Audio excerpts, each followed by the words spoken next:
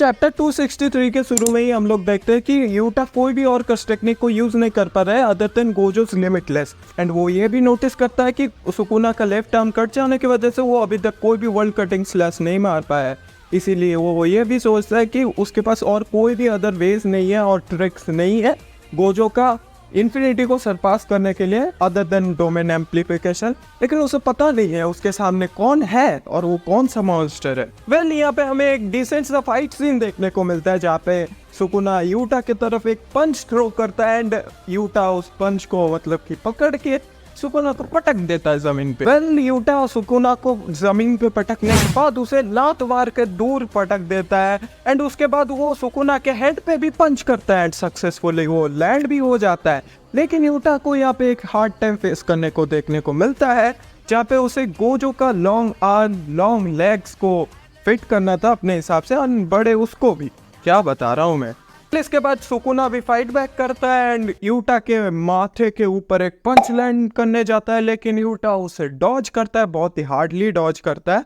लेकिन उसके बाद उन लोगों का थोड़ा सा हैंड फाइट चलता है। लेकिन उसके बाद जो सीन आता है इस बंदे को देखो, इस सुकुना को देखो एंड पहले जो हमने सुकुना देखा था उसे देखो भाई, कहीं से भी ये दोनों सेम लगते हैं। ये कंप्लीटली एक बीस्ट हो चुका है और एक नाइटमेयर भी।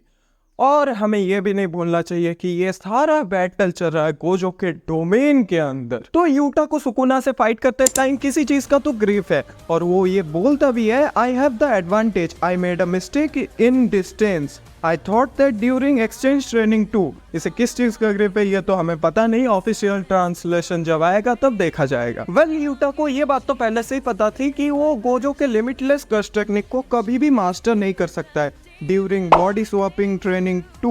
उसे तभी वो बात पता चल गया था। लेकिन इसी वजह से उसे लगता है कि now I understand why the six eyes is a must need. And इसके बाद यूटा को याद आता है गोजो ऐसा क्यों बोला था, it's okay I am the strongest. वो ये बात बोलने के लिए कितना ज्यादा मेहनत किया था एंड कितना ज्यादा कॉन्फिडेंट हुआ था कि अब उसे कोई भी हरा नहीं सकता है। लेकिन सुकुना ये नोटिस कर लेता है कि यूटा अभी भी सफर कर रहा है गोजो के कर्स टेक्निक को कंट्रोल पे लाने के लिए एंड वो उसे पंच करते हुए बोलता है कि if you really has time for this and punches him away. और इसी के साथ साथ हमें ये भी पता चलता है कि केंजाकू ने सुकुना को पहले से ही यूटा के कॉपी वाले कर्स टेक्निक के बारे में इन्फॉर्म कर दिया था कि यूटा को अगर किसी का कर्स टेक्निक कॉपी करना है तो इसी वजह से रीका को अपोनेंट का कोई भी एक बॉडी पार्ट कंज्यूम करना पड़ेगा जिसके वजह से यूटा मैनिफेस्ट कर सकता है उस ओपोनेंट का कर्स टेक्निक यानी कि कॉपी कर सकता है।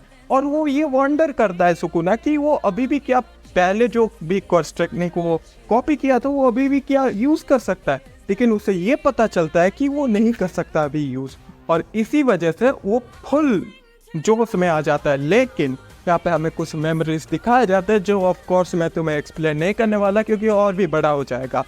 और इसके बाद ये हम लोग देखते हैं कि यूटा चैंट्स कंप्लीट करता है, फिनिश करता है एंड उसके बाद वो रेडी होता है सुकुना को हॉलो पर्पल मारने के लिए एंड सुकुना का मुंह खुला का खुला रह गया।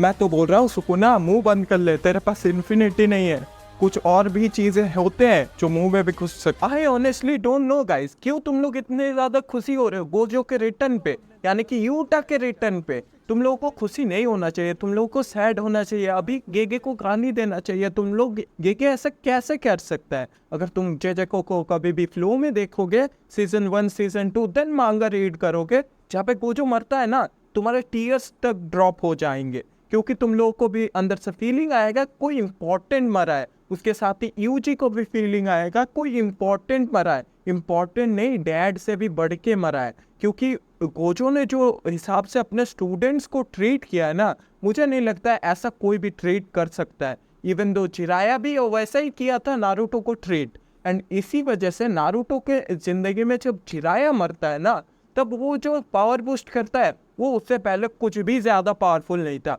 कुछ भी पावरफुल नहीं था। जब जिराया मरा एंड वो सेज मोड सीख के आया उसके बाद उसने जो पेन को पेला है ना वो गजब का था। एंड ऐसे ही अगर तुम गोजो के डेथ को पूरे एकदम फ्लो में देखोगे तो तुम्हारे टीयर्स ड्रॉप होंगे, तुम लोगों को लगेगा कि जिराया के जैसे कोई मरा है। एंड गेगे ने वैसे लिखा भी है एंड ये पूरी तरीके से रिस्पेक्टफुल एंड एक्सेप्टेबल डेथ भी था। लेकिन यहाँ पे और एक क्वेश्चन आता है कि क्या तुम लोग ये एक्सपेक्ट कर सकते हो, यानी कि